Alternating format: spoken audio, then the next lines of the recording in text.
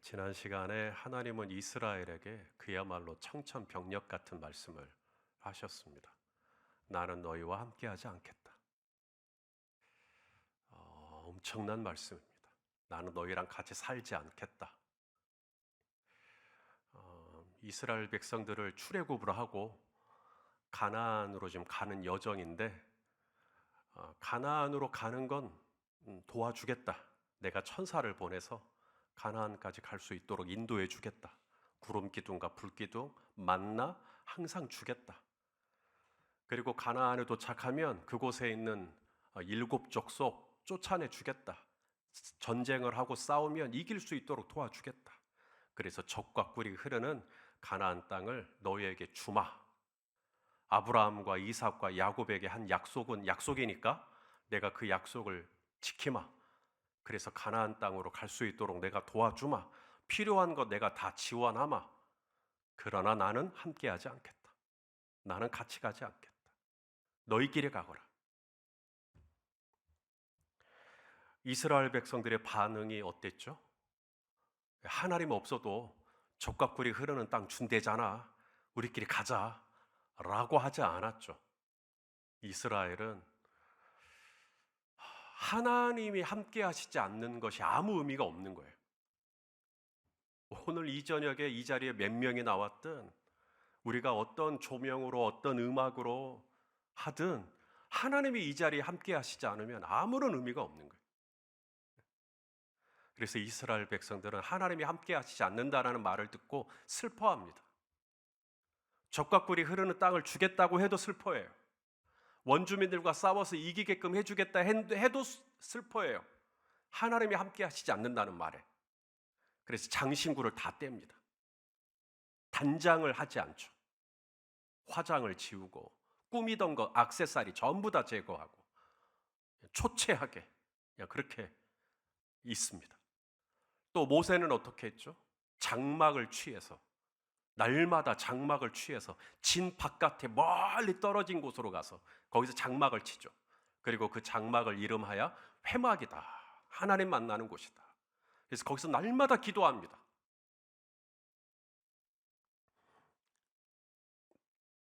자, 오늘 본문 7절 말씀을 같이 읽겠습니다. 시작. 모세가 모세가 항상 항상 장막을 취하여 진 밖에 쳐서 진과 멀리 떠나게 하고 회막이라 이름하니 여호와를 앙모하는 자는 다 진 바깥 회막으로 나아가며. 장막이에요. 집이에요. 텐트예요. 근데 그게 회막이에요. 하나님 만나는 장소예요. 그래서 회막이라고 이름 짓고 거기서 날마다 기도하는 거예요. 항상 그랬다 그랬으니까. 매일같이 집 밖으로 나가가지고 또 텐트 치고 또 거기가 회막이 되는 거예요. 모세 혼자 기도하지 않았다 하는 겁니다. 모세 혼자 기도하지 않고 모세를 돕는 모세의 수종자, 영어로는 어시스턴트, 옆에서 도와주는 사람이죠. 축구할 때 골 넣는 사람이 있으면 어시스트 하는 사람이 있잖아요. 도와주는 사람. 여호수아 또 같이 기도합니다. 자, 오늘 본문 11절 말씀을 같이 읽겠습니다. 시작. 사람이 자기의 친구와 이야기함 같이 여호와께서는 모세와 대면하여 말씀하시며 모세는 진으로 돌아오나 눈의 아들 젊은 수종자 여호수아는 회막을 떠나지 아니하니라. 이스라엘이 가나안 땅을 정탐하고 이제 절대 안 된다고, 우리 그 땅 들어가면 큰일 난다고, 우리 다 죽는다고 그들의 신장에 비하면 안악자손들이니까 얼마나 컸겠어요. 그들은 거인이니까. 우리는 메뚜기와 같다고, 절대로 그 땅 들어갈 수 없다고 그렇게 부정적으로 말할 때 그렇지 않다고, 괜찮아요, 괜찮아요. 권사님 당황하지 마세요. 천천히 받으시면 됩니다. 그렇게 다 부정적으로 말할 때 그렇지 않다고, 그 땅 들어갈 수 있다고, 그들은 우리의 먹이라고, 우리 밥이라고, 하나님이 우리와 함께 하신다고 그렇게 담대히 외쳤던 두 명의 정탐꾼이 있었죠.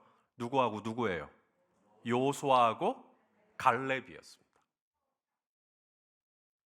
그래서 출애굽을 경험했던 1세대는 광야 40년 동안에 광야에서 다 죽어요. 그런데 유일하게 젖과 꿀이 흐르는 약속의 땅, 가나안 땅에 들어간 1세대가 있었죠.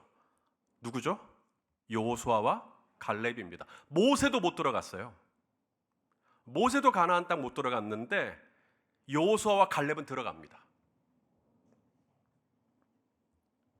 그렇다면 모세의 후계자는 둘 중에 한 명이에요. 여호수아든 갈렙이든. 나이로 보면 갈렙이 여호수아보다 나이가 더 많습니다. 이 여호수아서에 이제 여호수아가 가나안 땅에 들어갔을 때 이미 갈렙의 나이는 85세였어요. 자, 여호수아 14장 10절입니다. 읽어보죠. 시작. 이제 보소서, 여호와께서 이 말씀을 모세에게 이르신 때로부터 이스라엘이 광야에서 방황한 이 45년 동안을 여호와께서 말씀하신 대로 나를 생존하게 하셨나이다. 오늘 내가 85세로 돼. 그렇다면 당시에 이 가부장적인 사고 구조로 봤을 때, 동양적인 사고 구조로 봤을 때 모세의 후계자는 여호수아가 돼야 맞아요? 갈렙이 돼야 맞아요? 예, 갈렙이 되는 게 유력해지죠. 훨씬 어른이니까. 그런데 성경은 모세의 뒤를 이어 이스라엘의 지도자로 누구를 말씀하시냐면 여호수아를 이야기하십니다. 젊은 수종자 여호수아, 젊은 사람이에요. 왜 그랬을까? 연륜으로 보나, 경륜으로 보나, 나이로 보나, 경험으로 보나. 또 갈렙도 믿음 좋아요. 그들은 우리의 먹이라. 갈렙이 딱 적합할 것 같은데 하나님은 갈렙이 아니라 여호수아에게 안수하고 그에게 네 뒤를 이어서 이스라엘을 이끌게 해라.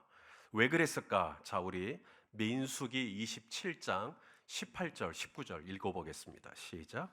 여호와께서 모세에게 이르시되 눈의 아들 여호수아는 그 안에 영이 머무는 자니 너는 데려다가 그에게 안수하고 그를 제사장 엘르아살과 온 회중 앞에 세우고 그들의 목전에서 그에게 위탁하여. 자, 하나님께서 갈렙이 아니라 왜 젊은 수종자 여호수아에게 지도자의 자리를 내줘라.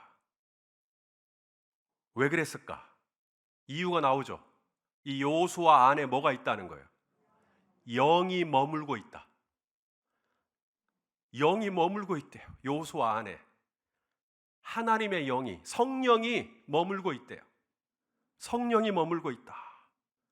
그 안에 우리 고강효 집사님 안에 성령이 머물고 있어요. 우리 김소남 권사님 안에 성령이 머물고 있단 말이에요. 그러면 안수하고 그에게 위탁해라. 교회를 위탁하고 가정을 위탁하고 사역을 위탁하고 그 안에 영이 머물러 있는 자다. 그러면 위탁해라. 그러면 내 안에 영이 머물러 있는 증거가 뭐냐고요? 내 안에 영이 머물러 있는 증거. 그것은 바로 회막이에요. 회막. 모세는 진으로 돌아오나, 모세는 진으로 돌아오나, 눈의 아들 젊은 수종자 여호수아는 회막을 떠나지 않았다. 계속 여기 회막은 하나님 만나는 장소니까 장막을 떠나지 않았다 그러면 집에 있는 거고, 회막을 떠나지 않았다는 것은 계속 기도했다는 거죠.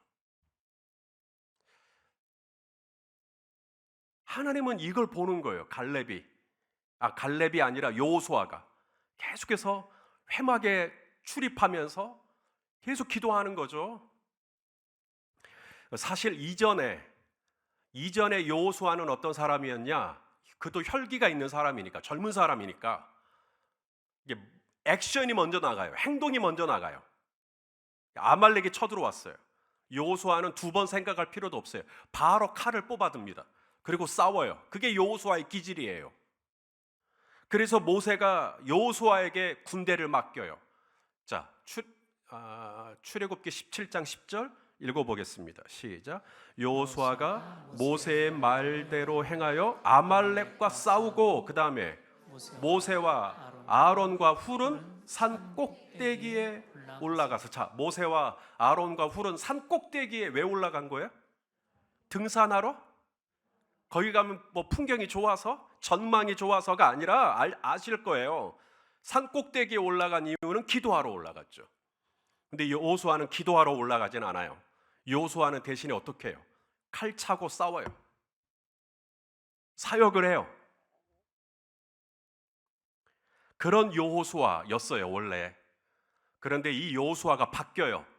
출애굽기 17장, 출애굽기 18장, 출애굽기 20장 시내산 도착하고 출애굽기 25장에 하나님이 모세를 산으로 부르시죠. 그래서 25장에 모세가 산으로 올라갑니다. 40주 40야. 하나님이 10계명을 2개의 돌판으로 직접 새겨서 주시죠. 그리고 성막에 대한 이 큰 그림을 모세에게 주시죠. 그때 모세와 함께 40주 40야를 함께 지냈던 사람이 바로 여호수아였어요. 자, 출애굽기 24장 13절 14절입니다. 읽어보시죠. 시작. 모세가 그의 부하 여호수아와 함께 일어나 모세가 하나님의 산으로 올라가며 장로들에게 이르되 너희는 여기서 우리가 너희에게로 돌아오기까지 기다리라. 장로님들도 못 올라갔어요, 산에는. 그런데 모세가 누구만 딱 데리고 가요? 여호수아만. 그러니까 여호수아는 40주 40야를 모세가 산에서 어떻게 하나님하고 교제하고 어떻게 하나님의 영광을 누리고 하나님이 직접 10계명 2개의 돌판 적어주시는 것, 성막에 대해서 말할 때 모세만 들은 게 아니라 여호수아도 같이 듣고 그렇게 40일 동안을 하나님의 그 충만한 임재를 경험하는 겁니다. 그리고 난 다음에 여호수아 안에 어떤 변화가 일어나요. 오늘 본문 회막을 떠나지 아니하니라. 예전에는 칼 차고 나가는 게 급선무였는데 이제는 회막을 떠나지 않고 기도해요. 이제는 기도할 줄 알게 된 거예요. 기도가 중요하다라는 걸 알게 된 거죠.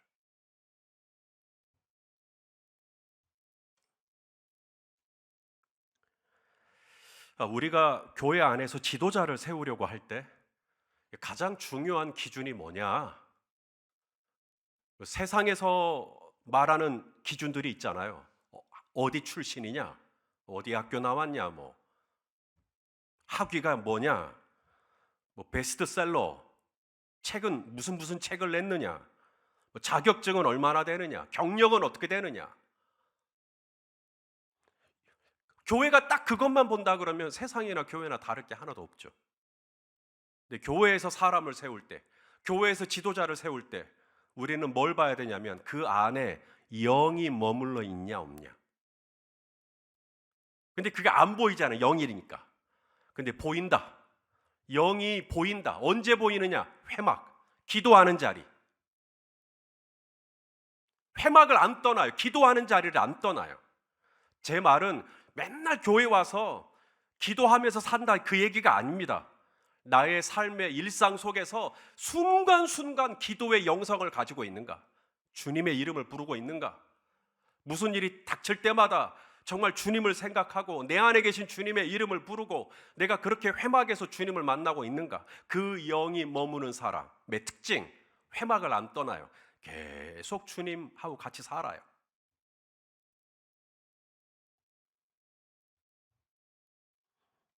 그래서 그 안에 영이 머무는 사람은 하나님하고 함께 있는 시간, 하나님의 임재,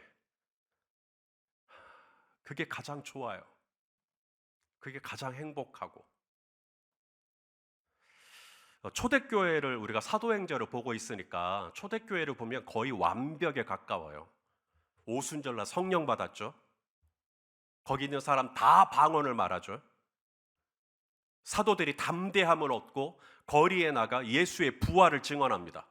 너희가 십자가에 못 박은 예수가 살아났다. 우리가 증인이다.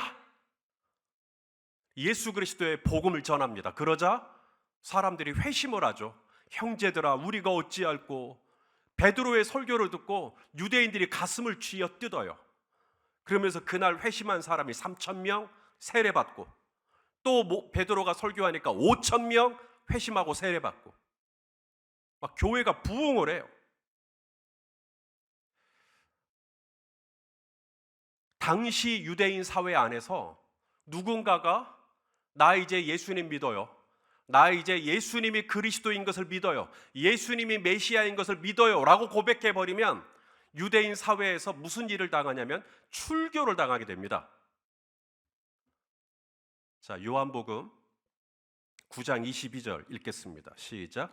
그 부모가 이렇게 말한 것은 이미 유대인들이 누구든지 예수를 그리스도로 시인하는 자는 출교하기로 결의하였으므로 그들을 무서워함이라. 여러분, 유대인인데 유대인 사회에서 출교를 당한다는 걸 굉장히 두려워하고 있죠. 요한복음 12장 42절도 또 말씀하시죠. 시작. 그러나 관리 중에도 그를 믿는 자가 많되 바리새인들 때문에 드러나게 말하지 못하니 이는 출교를 당할까 두려워함이라. 도대체 유대인 사회에서 출교를 당한다는 게 뭘 의미하느냐? 아무것도 할 수가 없어요. 출교를 당하면 회당 출입은 당연히 안 돼요. 그러니까 유대인 공동체에서 완전히 아웃돼 버리는 거예요. 자녀가 있잖아요. 출교를 당하면 자녀를 학교에도 보내지 못해요. 학교에서 안 받아줘요. 니네 엄마 아빠 출교당한 사람이니까 안 받아줘요. 경제 활동도 못해요. 장사도 못해요. 어디 가서 물건을 사는 것도 참 쉽지가 않아요. 돈벌이가 안 되죠. 그러니 회심을 하고 세례를 받았다, 3,000명이다 5,000명이다 우리가 말할 때 이야 3,000명 5,000명 대단하다. 아니요, 지금 유대인 사회에서 엄청난 많은 사람들이 출교를 당하고 있는 겁니다. 지금 그나마 사회적인 지위가 이미 있고, 아리마대 요셉이나 니고데모 같은 사람들 이미 사내들인 공의 아닙니까? 이런 사회적인 지위가 있고 또 물질도 있고 이미 가지고 있는 게 있는 사람의 출교를 당했다? 큰 어려움 없어요. 이미 가지고 있는 것을 나누면서 쓰면서 사니까. 문제는 고아와 과부들이에요. 이들이 예수를 그리스도라고 시인하고 출교를 당했다? 그럼 이분들은 진짜 막막해지는 거예요. 그래서 초대교회가 한 일이 뭐냐면 과부를 구제하는 일이었습니다. 왜냐하면 교회가 과부를 구제하지 않으면 이분들은 이미 유대인 사회에서 출교를 당했기 때문에 어디서 어떻게 살 수가 없어요. 그래서 교회에서 이 과부들을 극진히 돌본 겁니다. 히브리파 유대인 중에도 과부가 있고 헬라파 유대인 중에도 과부가 있고, 그런데 과부에게 구제를 하는 과정에 과부가 얼마나 많았으면 그럴지 모르겠지만 자꾸만 누락되는 사람들이 생겨요. 구제물을 공급받지 못하는 사람들이 생겨요. 그러면 이제 이의를 제기하겠죠. 어째 나 오늘은 못 받았습니다. 그러면 자꾸 이렇게 체크를 해보니까 헬라파 유대인 과부들이 자꾸 빠지는 거죠. 그래서 나중에는 헬라파 유대인들이 이 교회에 대해서 불편한 마음을 이야기하기 시작해요. 우리를 헬라파 유대인이라고 자꾸 그러는 거 아니냐, 이런 식으로 감정 싸움,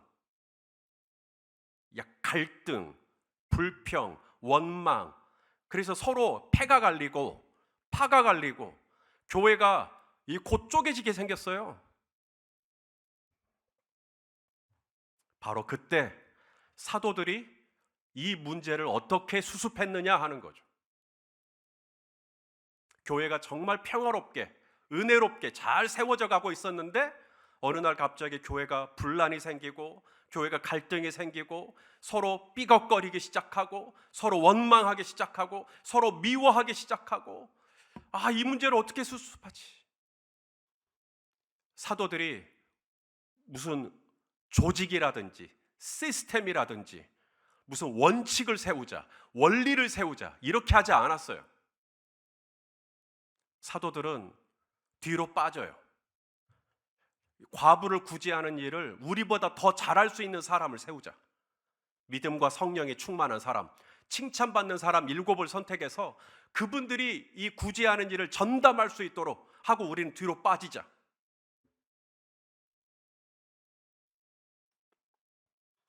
자, 사도행전 6장 3절과 4절 같이 읽겠습니다. 시작.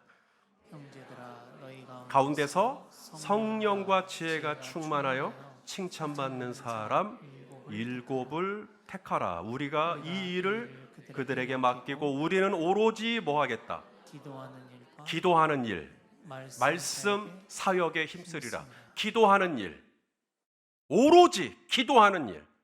이게 뭐죠? 다시 회막에 들어가겠다는 이야기예요, 사도들이. 우리가 그동안 사역한다고 회막에 못 갔어요. 사도들이 그걸 인정하고 있는 거예요. 과부를 구제하는 일이 참 귀하고 소중한 일이나 아무리 아름답고 선한 일이고 칭찬받아 마땅한 일임에도 불구하고 회막에 나아가는 것보다 중요한 건 없다. 근데 우리가 회막에 나아가는 걸 제쳐놓고 자꾸만 무슨 일을 한다고, 무슨 사역한다고 그러다 보니까 교회가 이 지경이 돼버렸다. 사도들은 그렇게 진단한 겁니다. 내가 회막에 안 나갔더니, 내가 기도 안 했더니 우리 집이 이렇게 됐구나. 여호수아도 마찬가지입니다. 이 여호수아가 이제 모세의 뒤를 이어서 이제 이스라엘의 지도자가 돼요. 이제 가나안 땅에 들어갑니다. 그리고 요단강을 건너죠. 그리고 여리고성이 무너집니다. 이쯤 되자 가나안에 있는 원주민들이 이스라엘을 바라보는 시각이 바뀌어요. 어쭈? 이들이 엄청나네. 이들이 여리고성을 무너뜨렸네. 이들이 요단강을 마르게 했네. 그래가지고 가나안에 있는 원주민들 중에 기브온 족속이 있어요. 이 기브온 족속이 쫄아버려요. 여호수아 군대를. 싸우지도 않아 놓고. 그래서 여호수아 군대가 이 가나안에 있는 이 모든 족속을 다 쫓아내고 죽이고, 그걸 아니까 자기들도 죽을 것 같으니까 자기들이 가나안에 사는 족속이 아닌 것처럼 이미 거기 살고 있었으면서도 자신들이 먼 나라에서 이 이스라엘과 화친을 맺으러 온 사신인 것처럼 꾸며요. 막 먼지 뒤집어 쓰고 막 옷도 누추하게 입고 그렇게 해가지고 빵도 막 곰팡이 핀 거 막 이렇게 들고 와가지고 우리가 멀리서 왔다고. 여호수아가 깜빡 속아버립니다. 얼마나 이 기브온 족속이 변장을 그럴듯하게 했는지 여호수아가 깜빡 속아버려요. 여러분, 사람은요 속이기로 작정하고 속이면 웬만한 사람은 다 넘어갑니다. 여호수아가 그래서 이 기브온 족속이 원래 가나안 원주민들인데 그들을 살려주겠다는 여호와의 이름으로 살려주겠다고 화친 조약을 맺어버립니다. 하나님은 분명히 가나안 원주민을 다 죽이라 그랬는데, 다 쫓아내라 그랬는데 여호수아는 자기가 임의로 이 사람들을 살려주겠다고 여호와의 이름으로 맹세를 해버려요. 그런데 이것이 성경에 기록하기를 여호수아가 하나님께 묻지 않아서, 기도하지 않아서 그런 일이 일어났다. 자, 여호수아 9장 14절 15절입니다. 시작. 무리가 그들의 양식을 취하고는 어떻게 할지를 여호와께 묻지 아니하고 여호수아가 곧 그들과 화친하여. 여기서 곧, 이게 너무 급하게 느껴지죠? 성급하게 느껴지죠? 조급하게 느껴지죠? 곧 그들과 화친하여 그들을 살리리라는 조약을 맺고. 성도 여러분, 기도하는 사람 따로 있고 기도 안 하는 사람 따로 있는 게 아닙니다. 우리도 깜빡하면 기도를 까먹어요. 기도하는 걸 놓쳐요. 그리고 곧 화친해버리죠. 곧 결정해버리죠. 사람이 시험에 드는 건 물론 물질적으로도 어려우면 시험이 들 수 있고 또 관계가 어려우면 시험이 들 수도 있겠지만 궁극적으로 교회가 흔들리고 관계가 흔들리고 사역이 흔들리면 그 중심 원인을 어디서 찾아야 하는가? 어떤 구조나 시스템이나 규칙이나 이런 데서 찾는 게 아니라 하나님의 사람, 그 영이 그 안에 머무는 사람은 어떤 문제가 생겼을 때 얼른 돌아봐야 돼요. 내가 요사이 회막에 언제 갔지? 내가 회막에 가는 걸 제쳐놓지는 않았나? 내가 기도하는 시간을 놓치고 있지는 않았나? 내가 기도하는 것을 제쳐놓고 사업을 하고, 기도하는 걸 제쳐놓고 공부를 하고, 기도하는 걸 제쳐놓고 직장에 가고, 기도하는 걸 제쳐놓고 사역을 하지는 않았는지. 하나님의 일은 누가 하는가? 물론 나이가 있고 또 연륜도 있고 그럼 노련하겠죠. 그리고 분명히 도움이 될 겁니다. 기왕이면 공부도 많이 하시고 또 학위도 가지고 계시고 전문적인 지식과 자격증도 구비하고 계시고 경력도 있으면 좋죠. 그런데 거기까지만 보면 안 된다. 그것이 전부가 되면 안 된다. 하나님께 가장 중요한 우선순위는 내 안에 하나님의 영이 머물러 있는가? 내 안에 하나님의 영이 머물러 있다는 증거가 뭐냐면 기도하고 있는가? 우리가 세상의 일을 감당한다. 세상의 일을 감당한다. 그럼 지식으로 충분합니다. 세상의 일을 감당한다. 경험으로 충분합니다. 세상의 일을 감당한다. 내가 가지고 있는 재능으로 충분해요. 그런데 하나님의 일을 감당한다. 하나님이 나에게 시키신 일을 내가 감당한다? 그렇다면 우리는 또 하나가 있어야 돼요. 바로 내 안에 여호와의 영이 머물러 있어야 됩니다. 내 안에 여호와의 영이 머물러 있는 걸 어떻게 알 수 있냐고요? 기도예요, 기도. 그래서 하나님의 영이 머물러 있는 사람은 기도 안 하면 죽어요. 기도하고 싶어요. 기도할 때가 좋아요.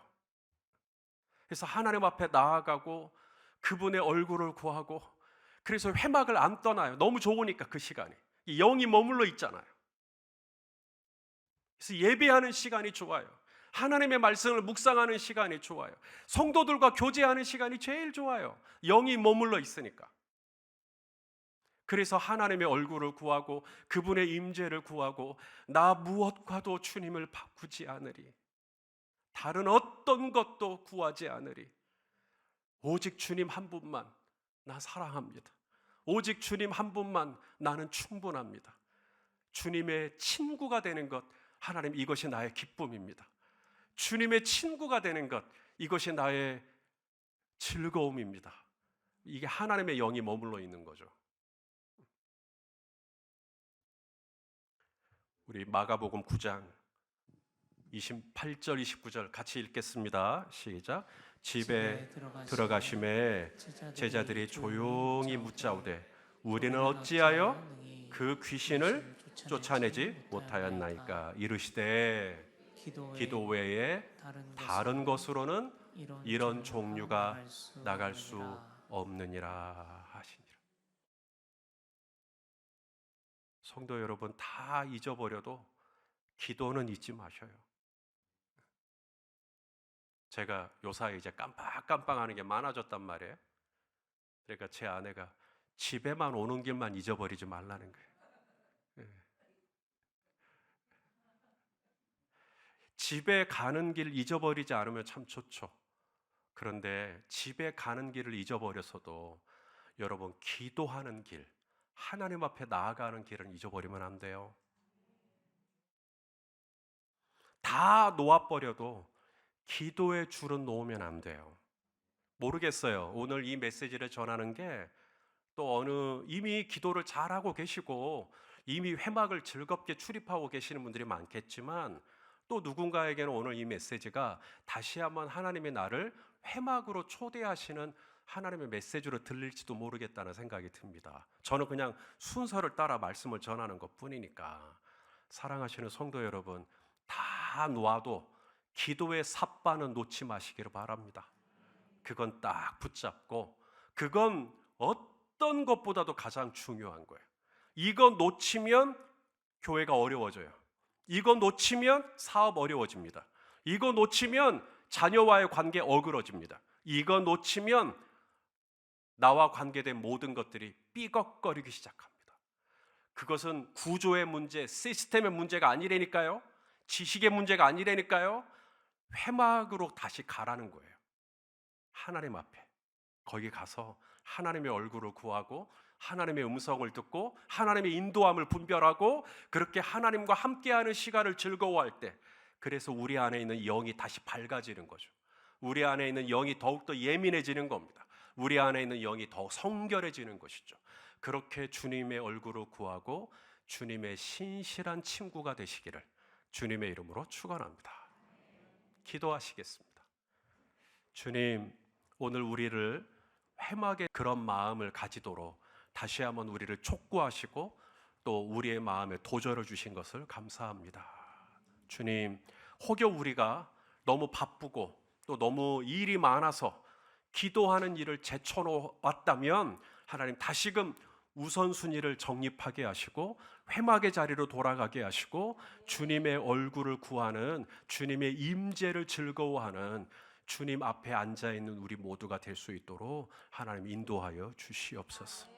기도 외에 다른 종류로는 어떤 것도 하나님 나갈 수 없다라는 걸 기억하고 하나님 기도에 줄 만큼은 절대로 놓지 않는 우리 모두가 되게 하여 주옵소서.